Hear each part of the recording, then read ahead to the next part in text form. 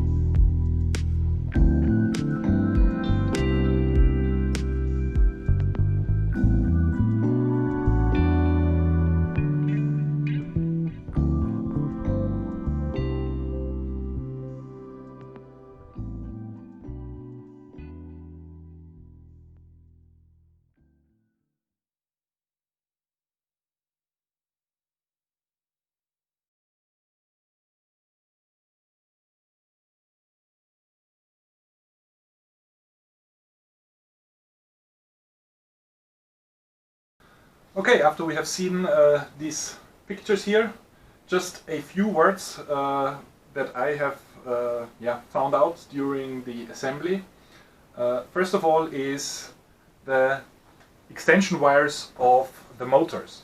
So actually in one video in the description it is shown that you can already put those wires in the beginning when the arms are assembled.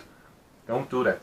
The best way is simply to keep those wires here, keep it, or simply let them stick out, the loose connectors here, and then when the ESCs are assembled, basically just plug the wires into the ESCs, let them stick out here, because that makes the mounting of the arms far easier. Next thing that I have noticed, and I also have seen some others have had the same problem, is on the GPS stands. There is one screw going below here, so this one screw at the bottom where this stick can move. This is too big. So simply I just used the file and yeah, removed everything that was too much, and then everything fitted fine and easy. What I have also noticed is that these landing gear parts here, those T-junctions here, they are not really the most stable things that are in this kit. I have already printed one replacement for later, so maybe in one of the next videos I will show you the replacement part. And the next step that I'm going to do is yeah, basically to solder the connector to my batteries, because I bought batteries with a different connector, not with the XT60, so I needed to resolder these connectors. And as we're dealing here with very yeah, big and very high rated batteries, be very careful when you change these. I have made a short video about this, how to do that, what to be careful about, so let's directly jump into that. Now I want to show you how to change the connector on a lithium polymer battery pack. I bought those packs off Amazon. It's a 3S 5200 milliamp hours battery with a rating of 50C, which means we need to be extremely careful here, because that means when we by accident short those two lines, it will deliver roughly 260 amps, and yeah, of course we don't want that to happen. So yeah, to begin with, I start with one side. In this case I start with the black wire and remove these heat sinks which are above here. Be extremely careful to only remove one at a time.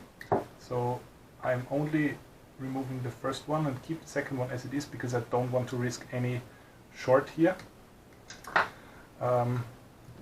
That's extremely important. So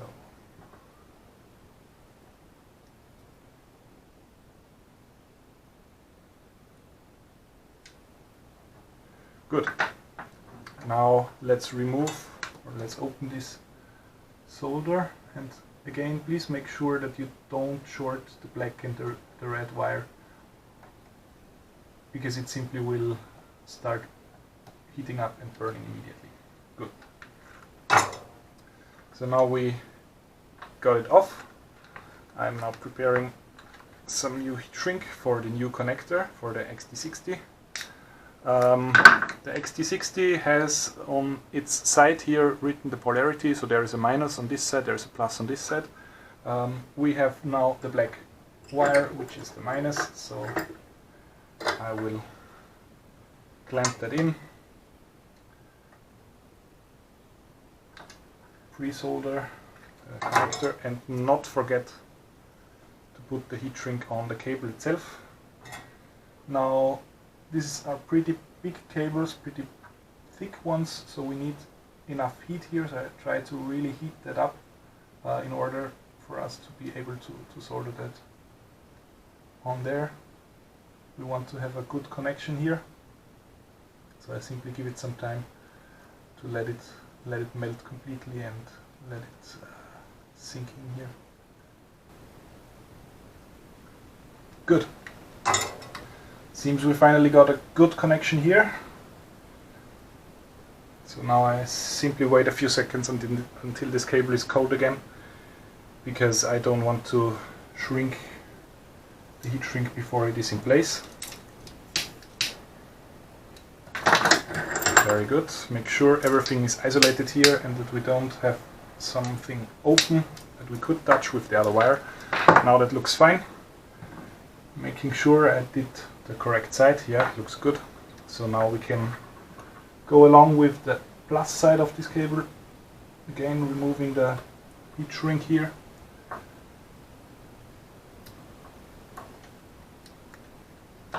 And unsoldering this.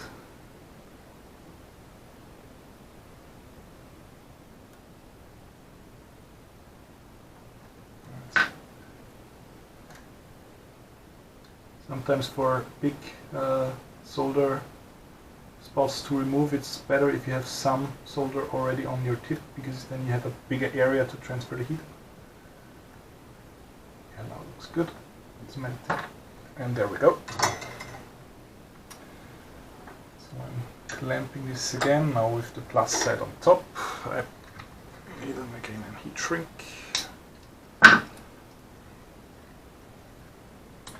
And some solder on the contact.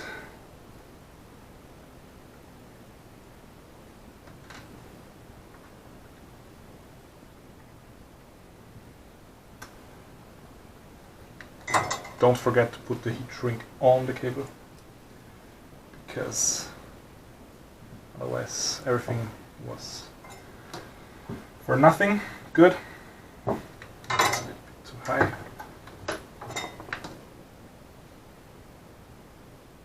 Seems to be a firm connection. That's nice. So now I just wait a few seconds until this cable is cold, again to not shrink the heat shrink before it is in place.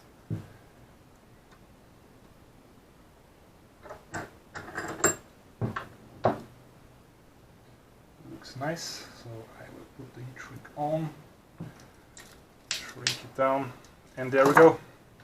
So now we have a battery with an XT60 connector ready for use. Okay, so now that we have a drone and a battery, we can start configuring the drone itself. So first of all, we need to upload the firmware to the FMU.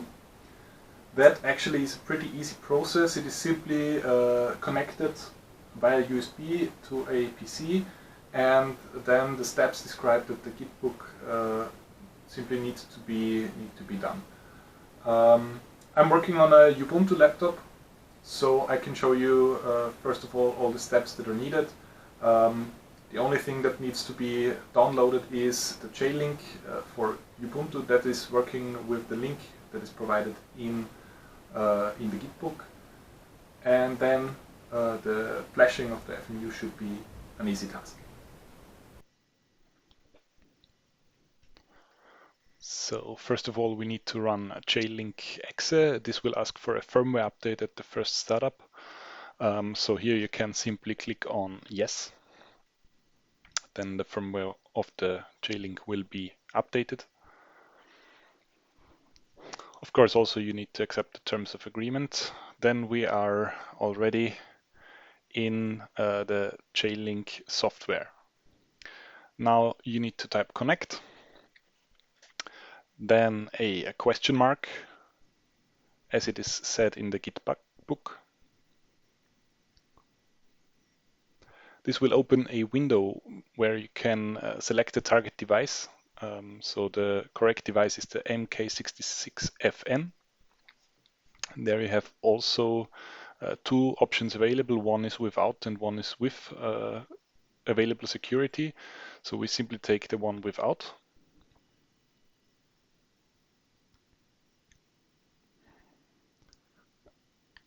Next, we need to choose the debug interface. So this is in our case the SWD.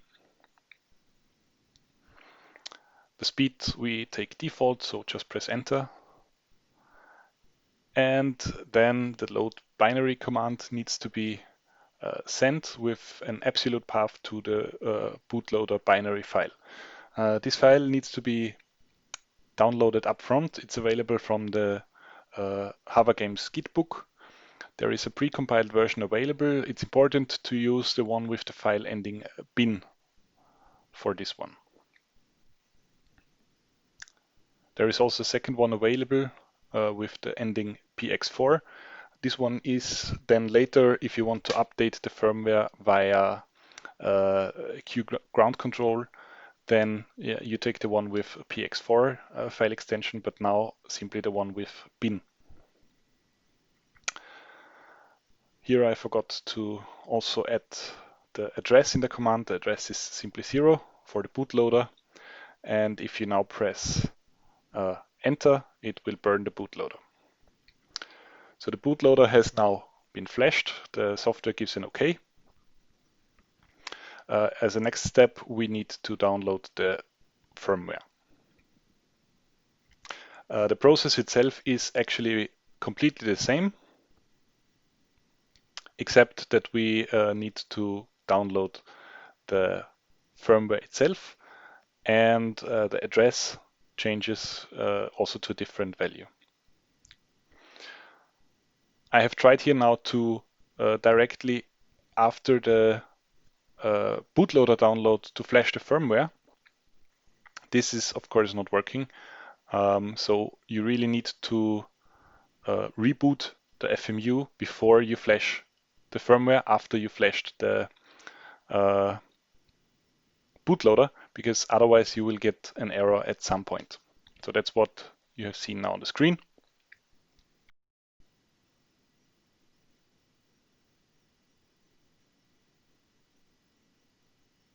So I'm starting over completely from the beginning, the same steps as before. Again, choosing the CPU.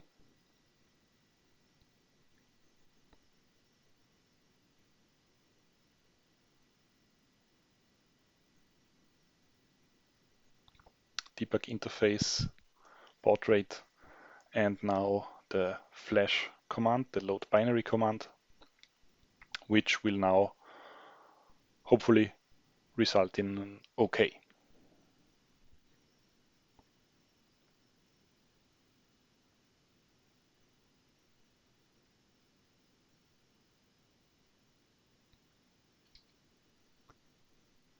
Which it does. So now the FMU firmware and bootloader is flashed, and you can disconnect everything from your laptop. Okay, so now that we have flashed the FMU, I will call it a day for today. Thanks for watching, and see you next time. Bye bye.